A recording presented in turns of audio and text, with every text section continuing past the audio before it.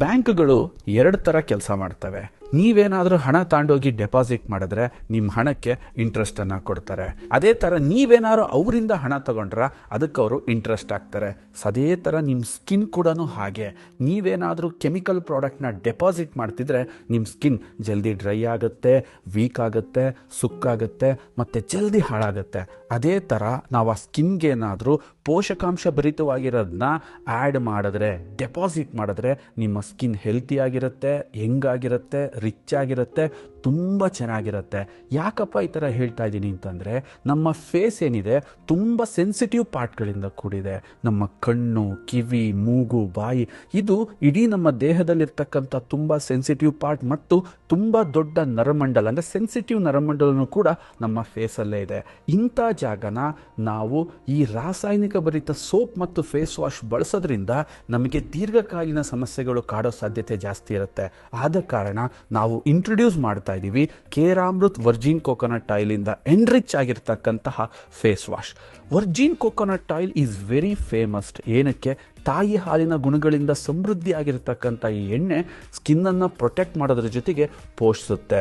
ಏನೇ ಕಾರಣಕ್ಕೂ ಡ್ರೈ ಆಗಕ್ಕೆ ಬಿಡಲ್ಲ. ಜೊತೆಗೆ ಮಾಯ್ಶ್ಚರೈಸಿಂಗ್ ಜೊತೆಗೆ ಕ್ಲೆನ್ಸಿಂಗ್ ಮಾಡೋಕ್ಕೆ ಆ್ಯಂಟಿ ಮೈಕ್ರೋಬಿಯಲ್ ಪ್ರಾಪರ್ಟೀಸಿಂದ ಯಾವುದೇ ನಮ್ಮ ಸ್ಕಿನ್ಗೆ ವೈರಸ್ಗಳು, ಬ್ಯಾಕ್ಟೀರಿಯಾಗಳು ತೊಂದರೆ ಕೊಡದೇ ಇರೋ ಥರ ಇದು ಪ್ರೊಟೆಕ್ಟನ್ನು ಮಾಡುತ್ತೆ. ಅದ್ರ ಜೊತೆಗೆ ಅಲೋವೆರಾ ಎಕ್ಸ್ಟ್ರಾಕ್ಟನ್ನು ಹಾಕಿರೋದ್ರಿಂದ ನಿಮಗೆ ಕೂಲಿಂಗ್ ಎಫೆಕ್ಟ್, ಬರ್ನಿಂಗ್ ಸೆನ್ಸೇಷನ್ನ ಕಮ್ಮಿ ಮಾಡಿ ನಿಮ್ಮ ಸ್ಕಿನ್ನನ್ನು ತುಂಬ ಸ್ಟ್ರಾಂಗ್ ಆಗಿರೋಕ್ಕೆ ಸಹಾಯ ಮಾಡುತ್ತೆ. ಅದರ ಜೊತೆಗೆ ವಿಟಮಿನ್ ಇ ನಿಮ್ಮ ಸ್ಕಿನ್ನನ್ನು ಯಾವಾಗಲೂ ಹೆಂಗಾಗಿರೋಕ್ಕೆ ಡ್ರೈ ಮಾಡುತ್ತೆ.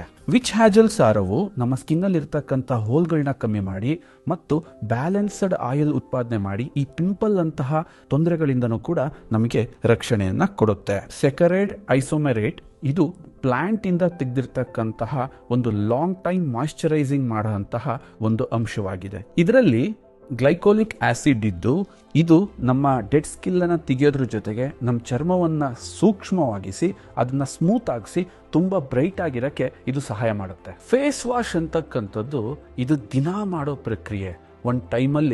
ಒಂದು ದಿನದಲ್ಲಿ ಮಲ್ಟಿಪಲ್ ಟೈಮ್ ಮಾಡ್ತೀವಿ. ಬಟ್ ಇಡೀ ನಮ್ಮ ಒಂದು ಲಾಂಗ್ ರನ್ನಲ್ಲಿ ಯೋಚನೆ ಮಾಡಿದ್ರೆ ಎಷ್ಟೋ ಸಾವಿರ ಸರಿ, ಲಕ್ಷ ಸರಿ ಫೇಸ್ ವಾಶ್ನ ಮಾಡ್ತಿರ್ತೀವಿ.